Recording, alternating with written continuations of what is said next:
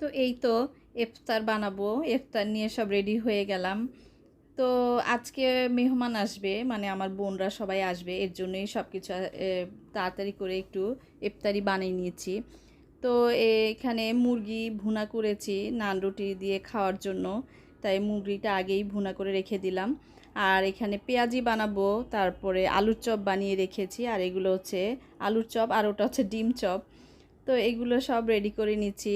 আর নামাজটা পড়েই মানে এখন ভাজতে শুরু করলাম। এর মধ্যে কিন্তু আমি নামাজ পড়ে নিয়েছি। আসসালামু আলাইকুম ভাই ও বোনেরা, তোমরা সবাই কেমন আছো? নিশ্চয়ই ভালো। আমরাও আল্লাহর রহমতে বেশ ভালো আছি তোমাদের দোয়ায়।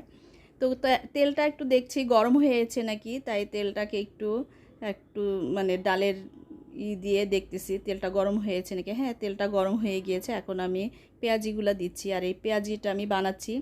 তো ডালের মধ্যে আমি দিয়েছি একটু হলুদ গুঁড়ো, মরিচের গুঁড়ো, স্বাদ মতো লবণ, আর পেঁয়াজ কুচি, আর হচ্ছে তোমার কাঁচামরিচ দিয়ে মেখে নিয়েছি। আর এই যে এগুলো হচ্ছে ডিম চপ, আর এগুলো হচ্ছে আলুর চপ। তো ডিম চপটাও আমি ভেজে নিয়েছি, এক এক করে সব ভেজে নিচ্ছি। আর মেহমান আসলে তো দেরি করা ঠিক না, তাড়াতাড়ি সব কিছু আগে আগে করাই ভালো। আর এই বেগুনগুলো গোল গোল করে কেটে নিলাম, এই যে। আর এখন বেসন দিয়ে বেগুনগুলো ভেজে নিচ্ছি। বেগুনি ভাজাভাজি আসলে অনেক কষ্ট, হাতে লেগে যায়, মানে কি বলবো, তেলটা চলে আসে এরকম হাতে। তো অনেক অনেক হাত পুড়ে গিয়েছে। তাও সবার জন্য করতে হবে, খেতে তো হবেই। তো এই তো দেখো বেগুনিগুলো আমি ভেজে নিয়েছি।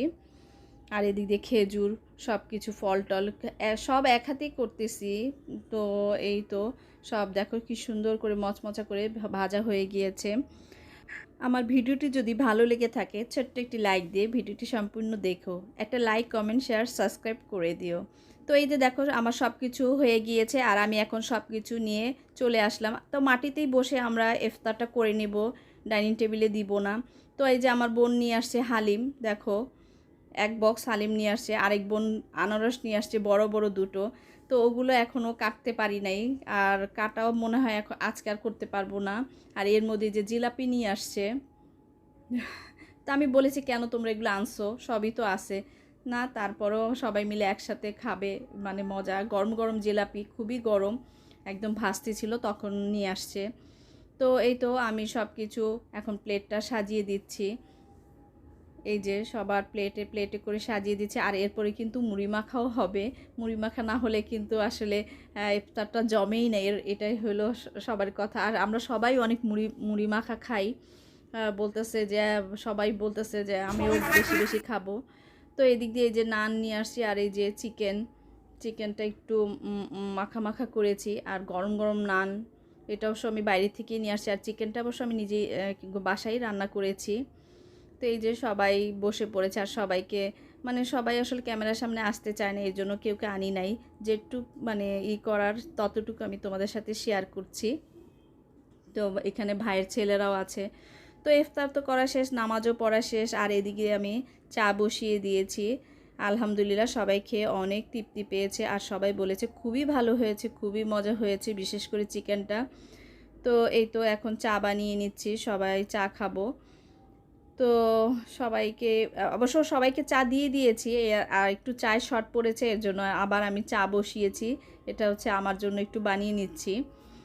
সবাইকে চা দিয়েছি, আসলে অনেক চা বানিয়েছি তো কাপ ভরে ভরে সবাইকে চা দিয়েছি, আর এটুকু আমি নিয়ে নিলাম। তো চাটা হয়ে গিয়েছে, এখন আমি চাটা ঢেলে নিচ্ছি। আর এখানে আমরা কিন্তু অনেক গল্প করতেছি, আসলে বাড়ির সব বোনরা একত্রে হলে কিন্তু অনেক মজা হয়, অনেক গল্প গুজবও হয়।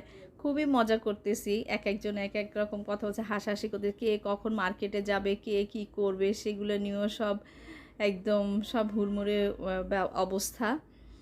তো এই তো এখন বসে বসে চা খাচ্ছি, আর সবার সাথে কিন্তু গল্প করতেছি এখানে। আর এগুলো সবই পরিষ্কার করে নিয়েছি, ফ্লোর সব কিছু আমি মুছে নিয়েছি ইফতারের পরে, এবং কি বিছনার বেডশিটও চেঞ্জ করে দিয়েছি। তো এই যে আলহামদুলিল্লাহ চাটাও ভালো হয়েছে, তাই খেয়ে নিয়েছি। তো আজ এখানে বিদায় নিই, তোমরা সবাই ভালো থেকো, সুস্থ থেকো, আল্লাহ হাফেজ।